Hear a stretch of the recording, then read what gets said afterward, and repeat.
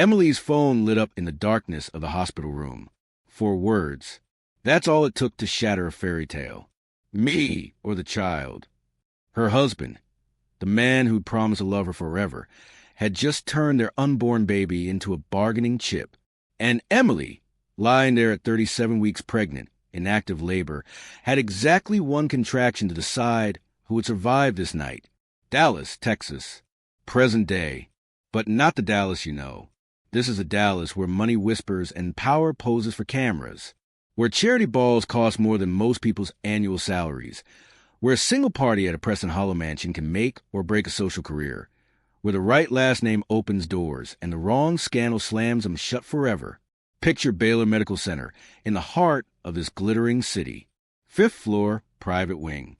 The kind of wing where celebrities have babies and CEOs recover from stress-induced heart attacks. Room 512. Sterile white walls. The soft beep of monitors. The antiseptic smell that can't quite mask the scent of fear. And in the bed, bathed in the cold glow of fluorescent lights, a woman whose perfect life is unraveling 1 contraction at a time.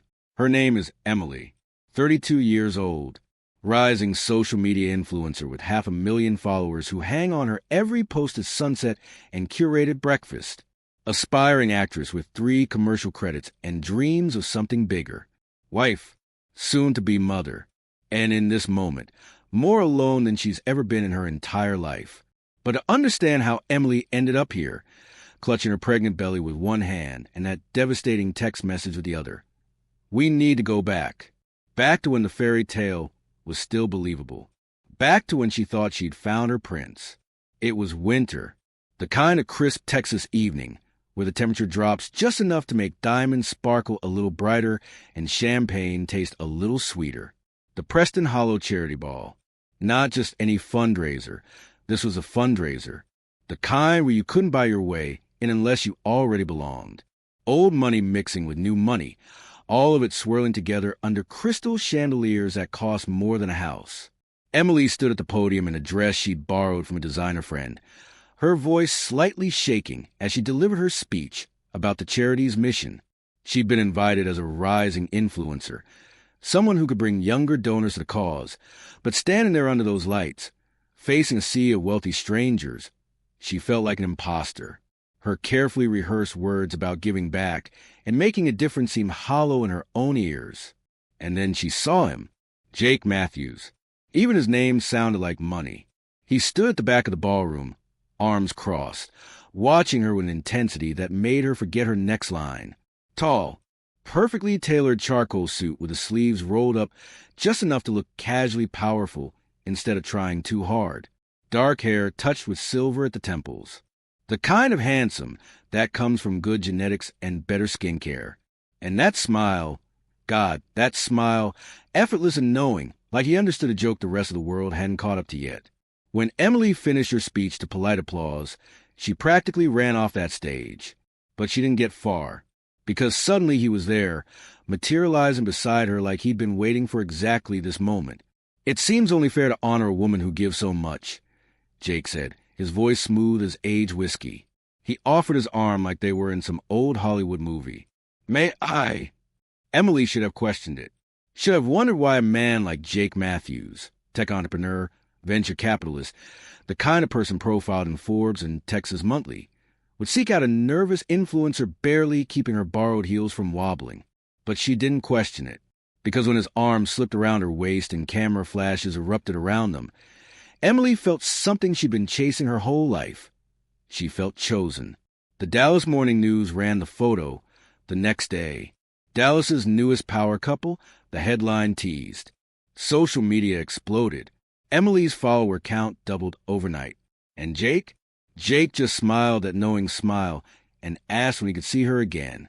What followed was a romance that felt like falling, or maybe drowning. It's hard to tell the difference when you're in the middle of it. Jake was everywhere. Flowers delivered to her apartment every morning. Texts that arrived exactly when she needed them. Dinners at restaurants where the chef greeted him by name. Weekend getaways to his hill country ranch, where they'd ride horses at sunset and drink wine on a porch overlooking acres of Texas wildflowers. He introduced her to his world, power lunches, private jets, charity galas where everyone knew his name and wanted his attention. And the gifts. Oh, the gifts. A vintage Bentley because he noticed she admired one at a car show. A string of pearls that had belonged to some European duchess. Designer gowns that appeared in her closet like magic. Jake didn't just court Emily. He upgraded her entire existence. Within 6 months, they were married. Small ceremony, big reception. 500 Dallas's finest watching as Emily Mason became Emily Matthews. The society pages couldn't get enough. Influencer marries tech millionaire in wedding of the year. Emily's Instagram post got 2 million likes. She was living the dream she'd scripted for herself since she was a little girl watching Disney movies. The prince, the castle, the happily ever after. But here's the thing about fairy tales. They never show you what happens after the credits roll. The first time Emily woke up alone in their Highland Park mansion, she told herself it was fine. Jake was a busy man. Important. His company needed him. The second time, she made excuses. The 10th time, she stopped counting. Their bedroom had blackout curtains that kept the room dark even at noon. Emily would wake to silence. That particular silence of a house too large for the people living in it. She'd pad downstairs in bare feet. Silk nightgown whispering against marble floors, following the sound of Jake's voice coming from his study. Always a study. That room with frosted glass doors that she wasn't supposed to enter without knocking. Through those doors, she'd see his silhouette, pacing, gesturing.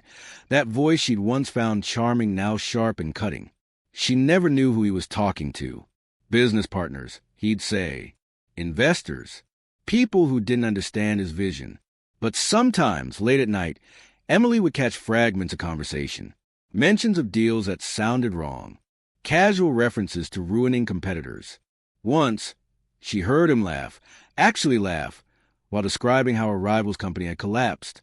The sound made something cold settle in her chest. "You okay?" she'd ask when he finally emerged, usually hours later.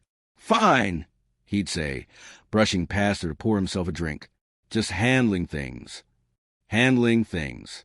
That became his mantra. Jake was always handling things. Handling business. Handling problems. Handling Emily. Because that's what she'd become, wasn't it? Another thing to be handled. Managed. Controlled. It started small.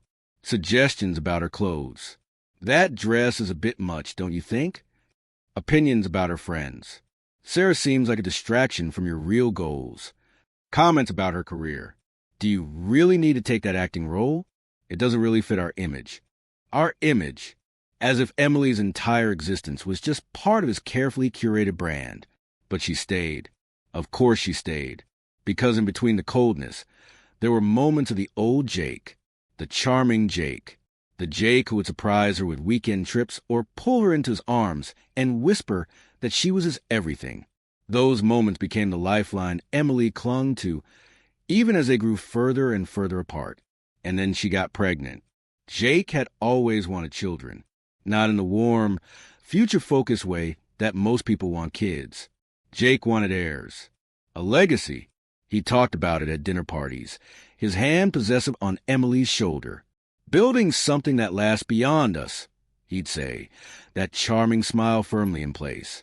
That's what it's all about. Emily wanted children too, but for different reasons.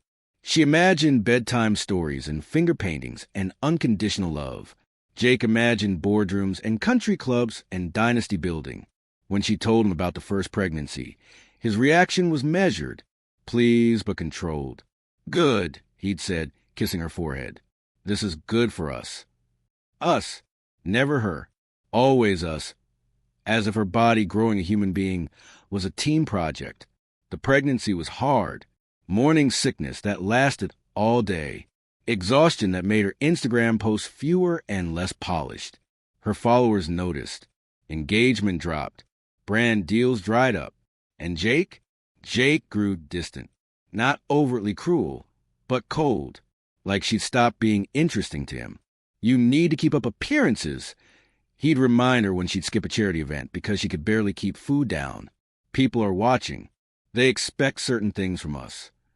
By the time their first child was born, a detail mentioned so briefly in Emily's memory it barely registers. Jake had perfected the art of being present while being completely absent. He was there for the birth, naturally, posed for photos, posted on social media. But Emily could see it in his eyes. He was already thinking about the next deal, the next move, the next thing to conquer.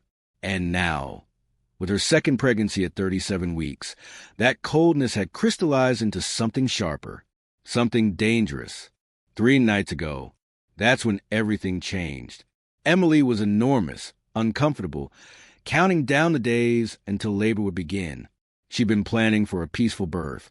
Her mother flying in, a doula, soft music in the delivery room. Simple and intimate. But Jake had other plans. It was past midnight. Emily couldn't sleep, her back aching, the baby pressing against her ribs. She'd gone to the kitchen for water and found Jake in his study, door open for once, paper spread across his desk, legal documents. She recognized the letterhead of their family attorney. "What's all this?" she asked. Jake looked up, and for just a moment, something flickered across his face. Guilt? Calculation? It was gone before she could name it. "Just preparing," he said, "for the birth. Want to make sure everything's handled." That word again. Handled. Handled how? Emily moved closer, and that's when she saw it. Her name on one of the documents. Custody. Guardianship. Legal terminology she couldn't quite parse, but understood in her gut. "Jake, what is this?" He stood, moving around the desk with that controlled grace he'd perfected. "Insurance, Emily. Just insurance." "Insurance for what?" "In case something goes wrong." The room tilted. "Wrong how?" "With the birth. With you."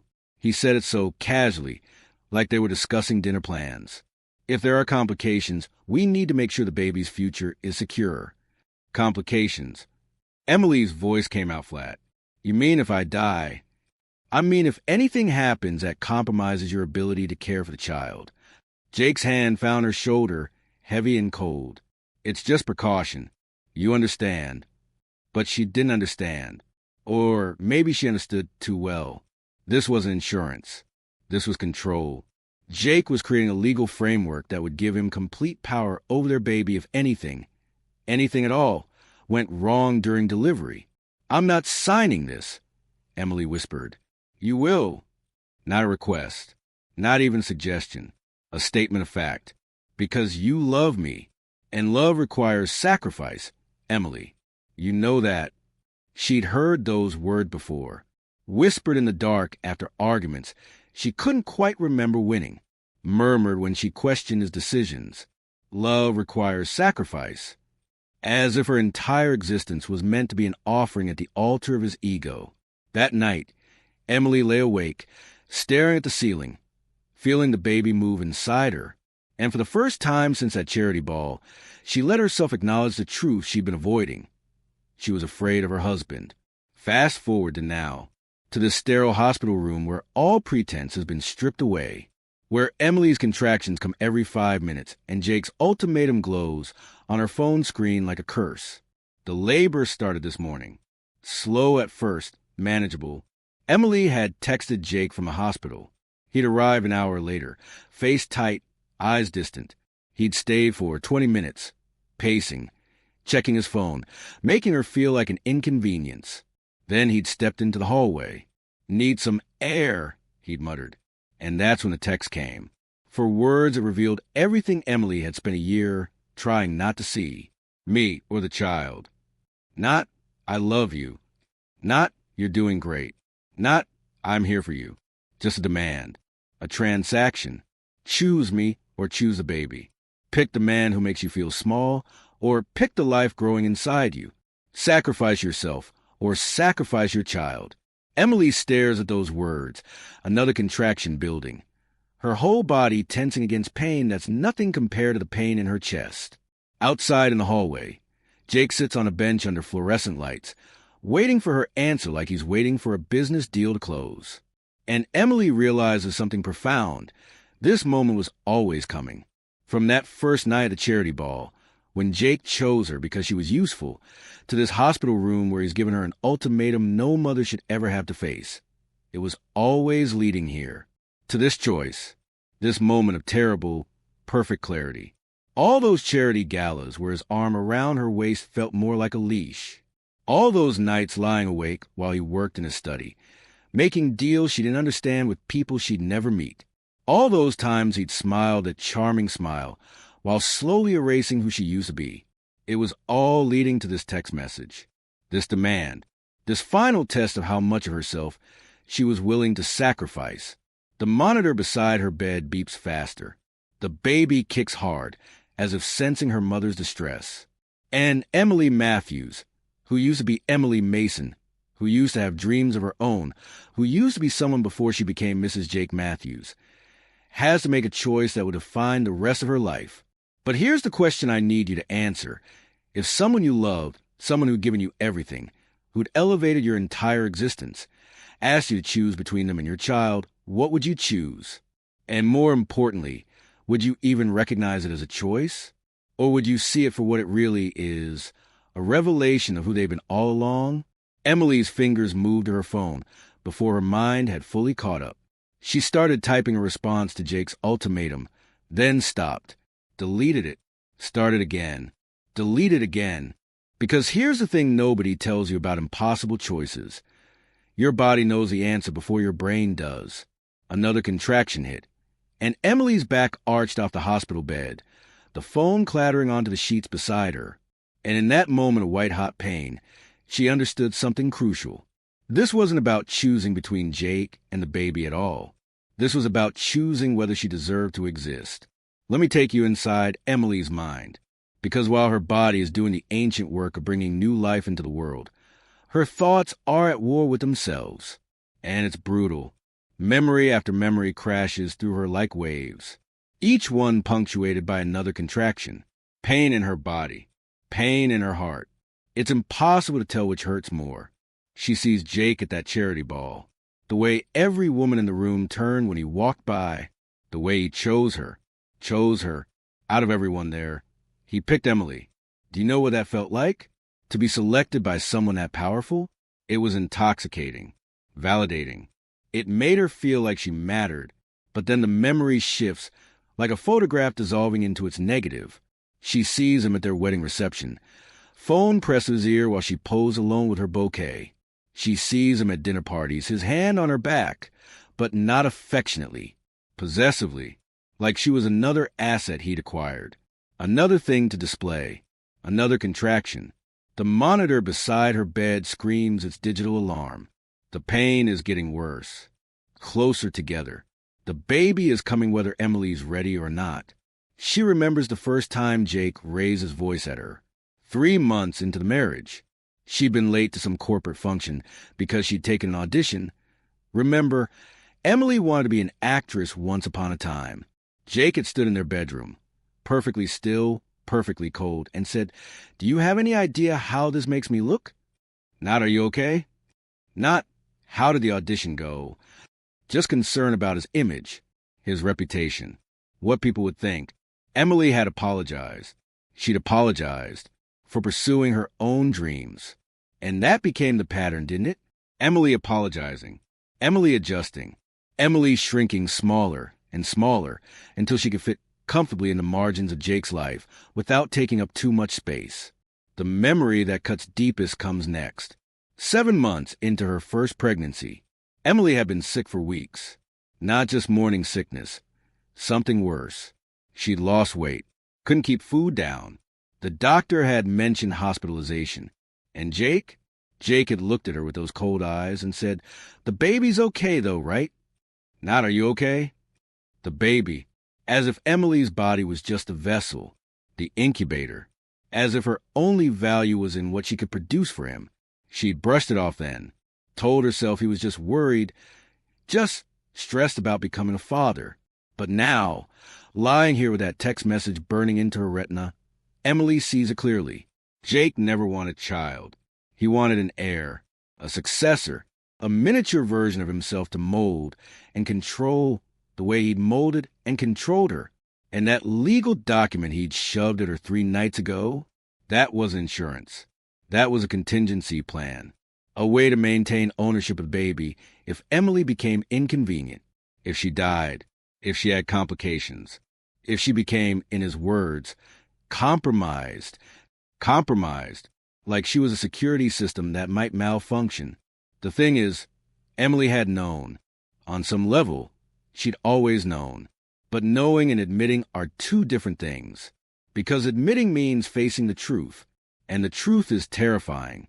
The truth is that Emily Matthews, social media influencer, aspiring actress, Dallas socialite, has spent the last year and a half married to a man who doesn't love her, who probably never loved her, who saw her at that charity ball and recognized something useful, pretty enough to photograph well, desperate enough for validation to be easily controlled, perfect wife material for a man building an empire. Another contraction hits, and this one is different, stronger. Emily gasps, gripping the bed rail so hard her knuckles go white. The baby is coming, not in hours. Soon, but the pain brings clarity. Because physical pain is honest in a way emotional pain never is. Physical pain doesn't lie. It doesn't manipulate. It just is. And suddenly Emily isn't thinking about Jake at all. She's thinking about the life inside her. This tiny person who's been growing in her body for 9 months. Who kicks when Emily eats ice cream? Who goes quiet when she sings? Who hiccups every day around 3 p.m. like clockwork? This baby who has no idea she's about to be born into a war zone. Who doesn't know her father just turned her existence into a bargaining chip? Who's innocent and perfect and deserves so much better than parents who use children as weapons? Emily's hand moves to her belly, and she feels it, the baby moving, pressing against her palm like she's saying hello, or maybe goodbye to the only home she's ever known. "I'm sorry," Emily whispers. "I'm so sorry you're stuck with us as parents." But even as she says it, she realizes something. The baby isn't stuck with Jake. Not if Emily chooses differently. Not if Emily finally stands up and says no. A nurse enters, Maria. Her name tag reads. She's maybe 50 with kind eyes and efficient hands. She checks the monitors, notes Emily's vitals, adjusts the forward drip. "You're doing great, honey," Maria says, her voice warm. "Won't be long now. Is your husband coming back?" Emily's laugh comes out bitter. "I don't know. He's waiting for an answer." An answer? Maria's eyebrows raise slightly. To a question he shouldn't have asked. Maria's hands pause for just a moment. She looks at Emily, really looks at her, and in that look, Emily sees recognition. This nurse has seen this before. Maybe not this exact situation, but variations of it. Women in labor, alone despite wedding rings. Men in hallways making everything about themselves. The same old story playing out in different rooms with different names. You know what I've learned in 20 years of delivering babies? Maria says quietly, the women who are brave enough to come through that door alone are usually the ones who walk out strongest. She doesn't say anything else. Doesn't need to. She squeezes Emily's hand once and leaves, closing the door softly behind her. And Emily is alone again, with the monitors beeping, with the contractions coming faster, with Jake's text message still glowing on her phone. Me or the child. Here's what's happening in Emily's body right now. Her cervix is dilating. Her baby is descending. Her body is doing what it was designed to do, opening up, making way, preparing to push new life into the world. It's primal, unstoppable. Nature doesn't care about ultimatums or power plays, or men who think they own other people. But Emily's mind? Her mind is still caught between two versions of reality. In one version, she chooses Jake. She texts back something placating. "I choose us. I choose our family. I didn't mean to upset you." She smooths it over. She apologizes. Again, she bursts this baby and goes home to that Highland Park mansion and continues the performance of being Mrs. Jake Matthews. She posts the perfect family photos on Instagram. She smiles at charity events. She shrinks a little more each day until there's nothing left of the woman she used to be. And maybe Jake softens. Maybe fatherhood changes him. Maybe he learns to love this child, to love Emily, to be the man she glimpsed at that charity ball. Maybe the fairy tale could be salvaged if she just tries hard enough, sacrifices enough, loves him enough. It's a seductive fantasy, because humans are wired for hope. We want to believe people can change. We want to believe our love can fix them. But then there's the other version, the version that terrifies Emily but also calls to something deep in her bones. In this version, she texts back, "I choose our baby," and me, 3 extra words, and me, the smallest rebellion, the quietest revolution. But those 2 words change everything. Because choosing the baby, that's what any mother would do. That's expected. But choosing herself, claiming her own right to exist, to matter, to take up space, that's the choice Jake never expected. That's the answer that destroys his entire power structure. Because Jake's control over Emily was always predicated on one thing, her belief that she needed him, that without him, she was nothing, that his love, twisted and conditional as it was better than no love at all. But what if that's a lie? What if Emily is enough all by herself? What if her worth isn't determined by Jake's attention, or Dallas society's approval, or Instagram likes, or any external validation at all? What if she's been enough this whole time? Another contraction. The worst one yet. Emily's vision blurs. She can't breathe, can't think. The pain is everything. And in that moment of total clarity that only comes from total pain, Emily knows what she has to do. Her hand fumbles for the phone. Her fingers, slick with sweat, nearly drop it. But she holds on, steadies herself, and she types, "I choose our baby." Her thumb hovers over send. This is it. This is the moment. Once she sends this, there's no taking it back. Jake will know. He'll respond. Their marriage will implode. Scandal will erupt. All those society friends will whisper. The tabloids will feast. Her Instagram followers will have opinions. Her family will ask questions she can't answer. Everything she's built, or that Jake built around her, will crumble, but the baby kicks. A strong, insistent kick right against Emily's ribs. And she thinks, you're what matters. Not him, not them, you. Emily adds 3 more words. And me. She hits send before she can change her mind. The message delivers. Read receipt. Jake has seen it. Emily waits. Seconds feel like hours. The contraction has passed, leaving her shaking and hollow. The phone rests in her hand, screen glowing. Any second now, Jake will respond. He'll text back. He'll burst through that door. He'll do something. Nothing. The silence is worse than anything he could have said, because in that silence, Emily hears everything Jake never said. Every "I love you" that was really "I own you." Every compliment that was really a criticism. Every gift that came with invisible strings attached. She imagines him in the hallway, probably sitting on one of those uncomfortable plastic chairs hospitals have, probably staring at his own phone, rereading her message, probably calculating his next move like this is just another business negotiation. Does he understand what just happened? Does he grasp that Emily didn't just choose the baby? She chose to exist? To be a person rather than a possession? Or is he still thinking in terms of wins and losses? Control and chaos? Mine and not mine? Outside in that hallway, Jake Matthews is having his own reckoning. Though Emily can't see it, we can. We can watch as he stares at those 6 words. I choose our baby. And me. And feels something crack inside him. He'd expect a defiance, maybe. But this quiet assertion of selfhood, it cuts deeper than anger ever could. Because Jake's entire identity is built on control. On being the smartest person in every room. On orchestrating outcomes and managing variables and making sure everything goes according to his design. Emily was supposed to be his greatest success story. The perfect wife. The ideal partner. The woman who elevated his status while never threatening it. And now she's just chosen herself. Jake's hand tightens around his phone. His jaw clenches. That carefully cultivated mask of charm slips, revealing something ugly underneath. Something that's been there all along, but hidden behind expensive suits and practiced smiles. He wants a text back. Wants to remind Emily of everything he's given her. The life, the luxury, the identity. Doesn't she understand she's nothing without him?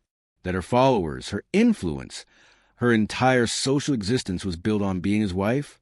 But even as the thought forms, Jake recognizes it for what it is, the desperate gasping of a drowning man. Because Emily just proved she doesn't need his validation. And without her need, Jake has no leverage. He's truly, completely alone. And it's his own fault. Jake slumps against the wall, sliding down until he's sitting on the cold linoleum floor of the hospital hallway. Dallas city lights flicker through the windows. Somewhere in this building, nurses are saving lives. Doctors are delivering babies. Families are being born and reborn. And Jake Matthews, tech millionaire, venture capitalist, master manipulator, sits alone in a hallway, finally facing the cost of the life he's built. The labor intensifies. Back in room 512, Emily isn't thinking about Jake anymore. She can't, because her body has taken over completely. The contractions are coming every 2 minutes now. Maybe less. Dr. Patel enters, checks her progress, and says the words Emily's been both dreading and anticipating. It's time. You're fully dilated. Next contraction, we start pushing. Time. Such a strange word. Time for what? Time to birth a baby. Time to end a marriage. Time to become someone new. All of it happening simultaneously. Impossibly. Inevitably. Maria the nurse is back, positioning equipment, murmuring encouragement. Dr. Patel is calm, professional, exactly what Emily needs. Another nurse appears, younger, nervous, probably new.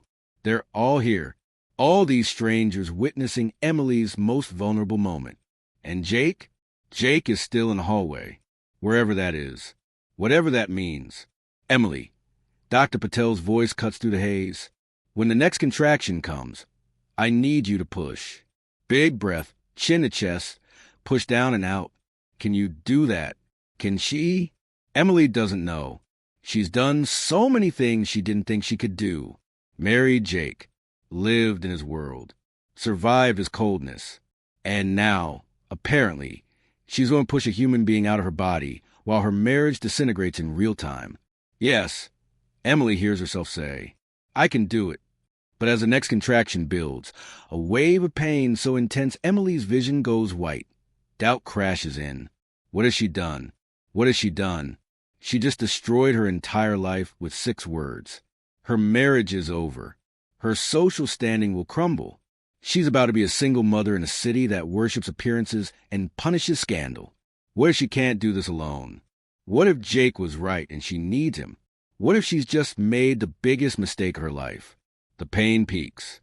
Emily pushes, but her heart isn't in it. She's scared. So scared. Again, Dr. Patel commands. Push.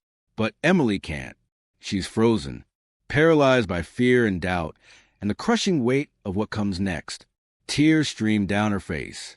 She's failing the baby, failing herself. Emily. Maria's voice, firm but kind. Look at me. Look at me. Emily's eyes find the nurse's face. You can do hard things, Maria says simply. You already have. This, she gestures around the room. This is just the beginning. And you're going to be amazing. But you have to push. You have to fight. For her. For you. Push. Her. A girl. Emily's having a daughter. And something shifts. Because Emily's daughter, this baby girl about to be born into chaos, deserves a mother who fights, who chooses herself, who shows her daughter that women don't have to shrink to fit into spaces men create for them. Emily takes the biggest breath of her life. So here's my question. When you're at your absolute breaking point, when you're just blowing up your entire life, and you're literally bringing new life into the world simultaneously, where do you find the strength to keep going? Is it in the people cheering you on? Or is it in finally believing you're worth fighting for? Because Emily is about to find out. What does it feel like to be born twice in the same moment? To push a baby into the world while simultaneously pushing yourself into existence? Emily is about to find out. Because as Dr. Patel says, push. And Emily bears down with everything she has left. She's not just bringing her daughter into this world. She's claiming her own right to be in it.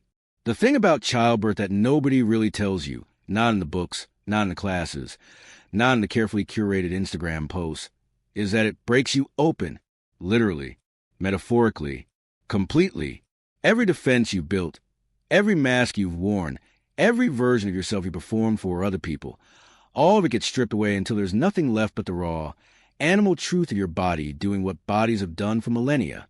Emily pushes, and pushes, and pushes again. Each contraction feels like her body is trying to turn itself inside out. The pain is stunning, overwhelming. The kind of pain that makes you understand why women used to call it labor. Because it is work, the hardest work, the kind that demands everything you have and then asks for more. But here's what Emily discovers in that pain. She's stronger than she ever knew. Every push is a rebellion. Every breath is a declaration. She's not doing this for Jake, not performing for cameras, not trying to be perfect for Dallas society or Instagram followers or anyone else. She's doing this for herself and for the tiny person about to take her first breath. That's it. Dr. Patel encourages. I can see the head. One more big push, Emily. You're almost there. Almost there. Almost through. Almost to the other side of this impossible night. Maria grips Emily's hand, and the young, nervous nurse holds the other, and together they form a circle of women helping another woman do the most fundamental thing: survive, transform, become.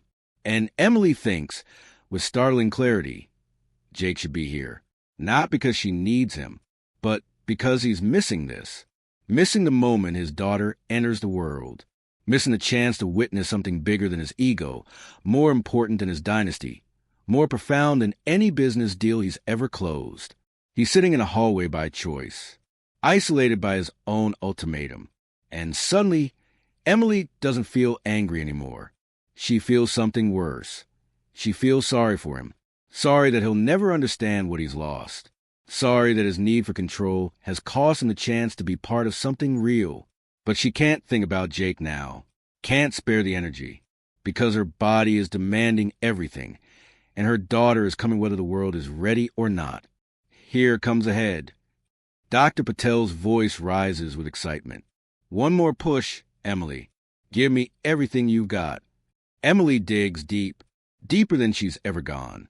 She thinks about every moment of this past year and a half, every time she made herself smaller, every time she apologized for existing, every time she chose silence over truth. She thinks about that girl at the charity ball, so desperate for validation that she couldn't see the cage being built around her.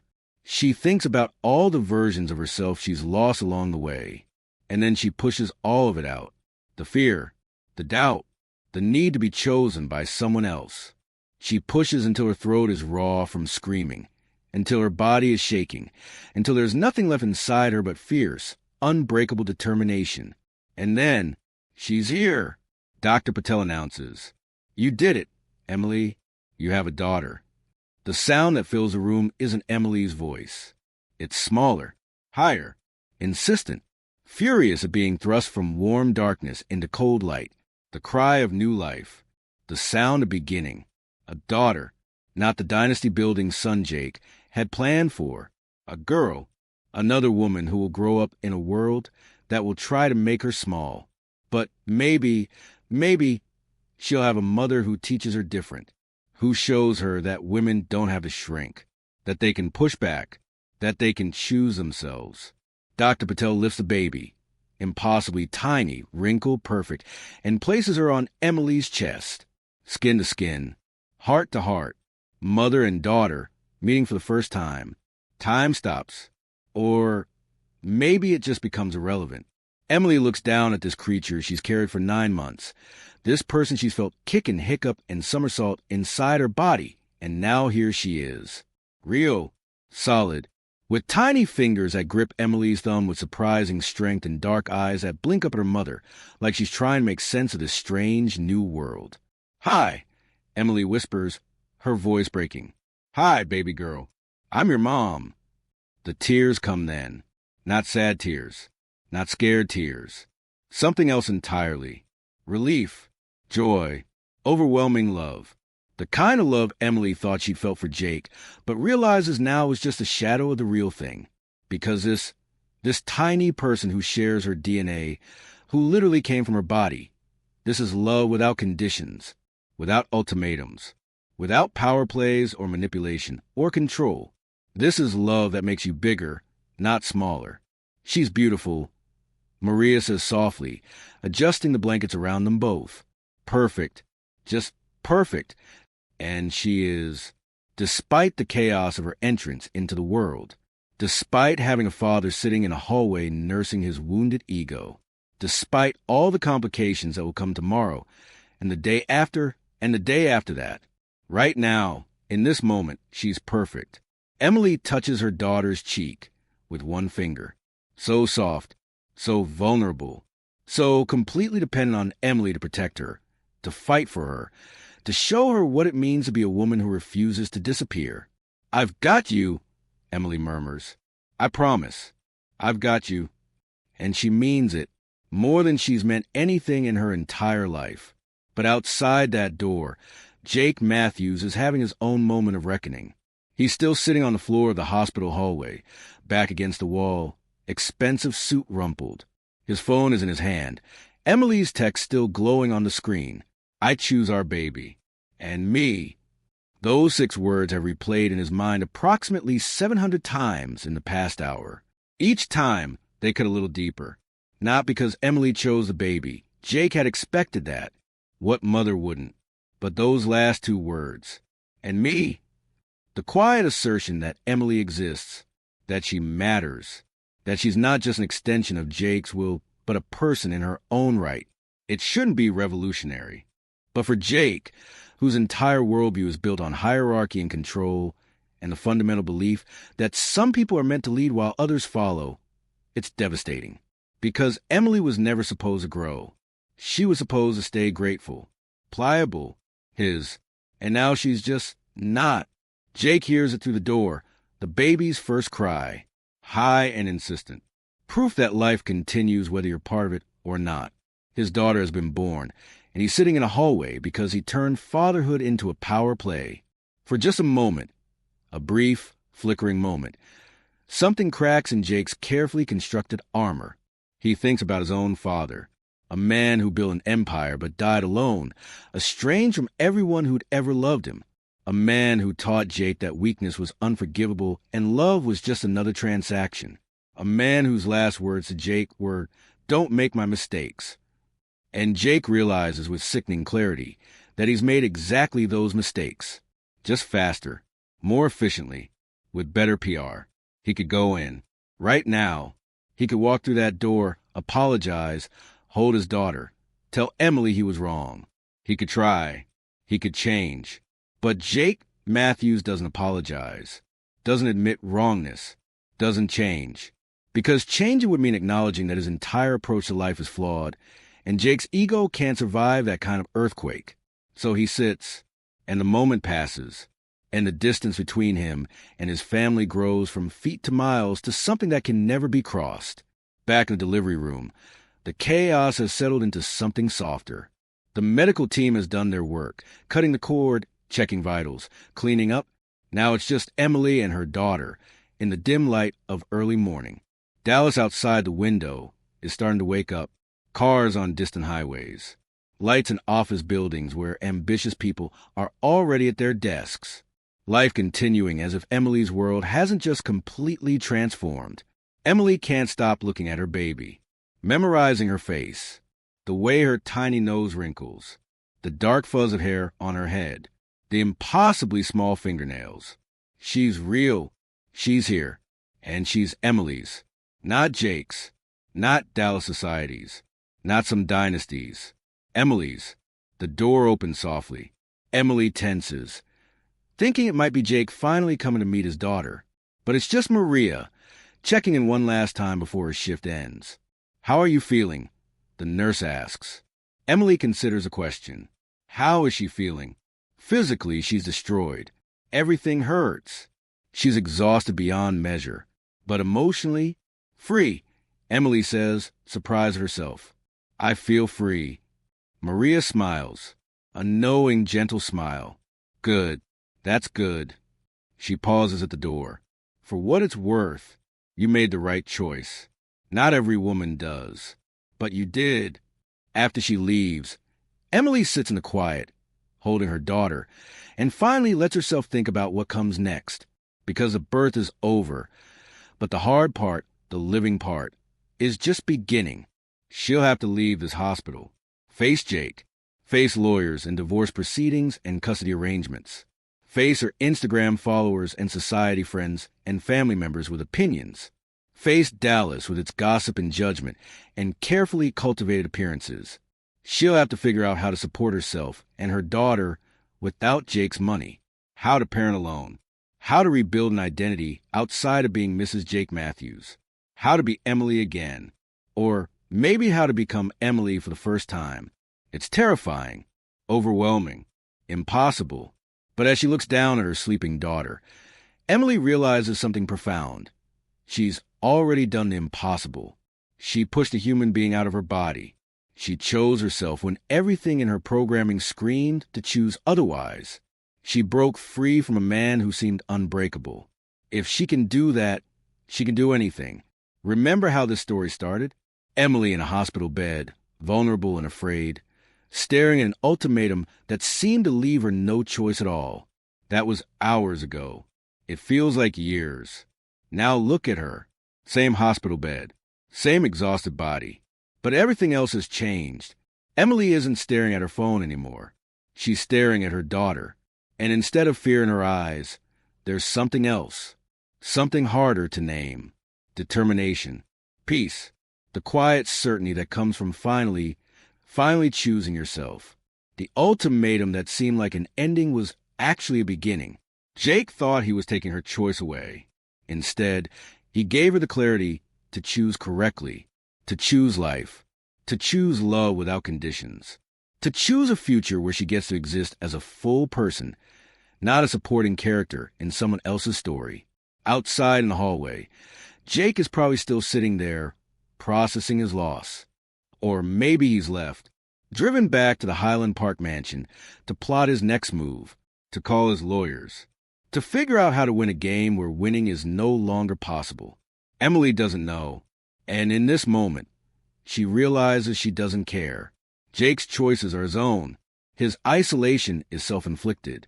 His loss is the natural consequence of trying to control what should never be controlled. Emily's choice, her real choice, the one that matters, is to be here, present, awake, holding this tiny person who depends on her completely and trusts her absolutely, to be the mother she never had, to show her daughter that women are not prizes to be won or possessions to be managed, that they're human beings with the right to take up space and make noise and choose themselves. The sun is rising over Dallas now. A new day, a new life, new possibilities stretching out like roads Emily has never traveled. She doesn't know where they lead, but for the first time in a long time, she's excited to find out. Her phone buzzes. She glances at it. Not Jake. It's Ava, her best friend from before Jake, who Emily hasn't spoken to in months because Jake thought she was a bad influence. The text is simple. Heard you had a baby. Can I come meet her? Miss you. Emily's thumb hovers over the reply button. Then she types, yes, please come. I've missed you too. It's a small thing, a text message, but it's also everything, because Emily is reclaiming her life one small choice at a time. Her friendships, her voice, her right to exist. She looks down at her daughter, who's making tiny sleeping noises, completely unaware that she's been born into a revolution. Your name is Hope, Emily whispers, because that's what this is. That's what this tiny person represents. Hope that the cycle can be broken. Hope that things can be different. Hope that choosing yourself isn't selfish. It's survival. Welcome to the world. Hope. It's complicated and messy and sometimes cruel, but it's also beautiful. And we're going to figure out together. Me and you. Just us. The baby sighs in her sleep, and Emily feels something she hasn't felt in 18 months. Absolute certainty that she's exactly where she's supposed to be. Now I need to hear from you. Because Emily's story isn't just about one woman in one Dallas hospital room. It's about every person who's ever been given an ultimatum by someone who claimed to love them. Every person who's been made to feel like they have to choose between themselves and keeping the peace. Every person who's been slowly, carefully made to feel smaller until they almost disappear entirely. So here's my question. Have you ever had a me or the child moment? Maybe not literally. Maybe it wasn't a baby. Maybe it wasn't a text message. But have you ever faced a choice where someone you loved asked you to sacrifice yourself to prove your love for them? And what did you choose? Drop your story in the comments. I want to hear about the moment you chose yourself, or the moment you didn't, and what you learned from it. Because these stories matter. They matter because they remind us we're not alone. They matter because they show other people facing similar choices that survival is possible. That choosing yourself isn't selfish. It's necessary. And here's the deeper question.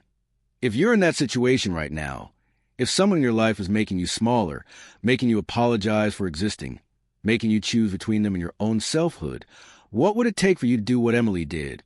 What's stopping you? Is it fear? Money? Children? Social pressure? The worry about what people will think? Because here's what Emily learned in that delivery room. The people who truly love you will never make you choose. They'll never give you ultimatums. They'll never use your love as leverage. Real love makes you bigger, not smaller. Real love celebrates your existence, not threatens it. Real love says both slash and not either slash or. Hit that like button if this story made you feel something. Subscribe because I've got more stories about impossible choices and the courage it takes to choose yourself. Stories about people who burn their lives down to build something better. Stories about transformation that hurts before it heals. Share this video with someone who needs to hear it. Someone who's shrinking. Someone who's apologizing for taking up space. Someone who's waiting for permission to exist. Send it to them and tell them, you're allowed to choose yourself. It's not selfish. It's survival. Emily's daughter will grow up knowing her mother chose her, chose herself, chose both. That's the legacy. That's the revolution. Not a perfect life, but a real one. Not a fairy tale, but a truth. What will your daughter, or your son, or your future self, or the person you're becoming, say about the choices you made when everything was on the line? The answer is waiting in that hospital room, in that moment of impossible pain and impossible strength, when Emily finally understood. You don't have to choose between yourself and love. You just have to choose different people to love. People who understand that your existence isn't negotiable. Tell me your story. I'm listening. We're all listening. Because your moment of choosing yourself might be the permission someone else needs to do the same. This is American storytelling, where we tell the truth about the choices that define us. See you in the next story. Now go choose yourself. You're worth it.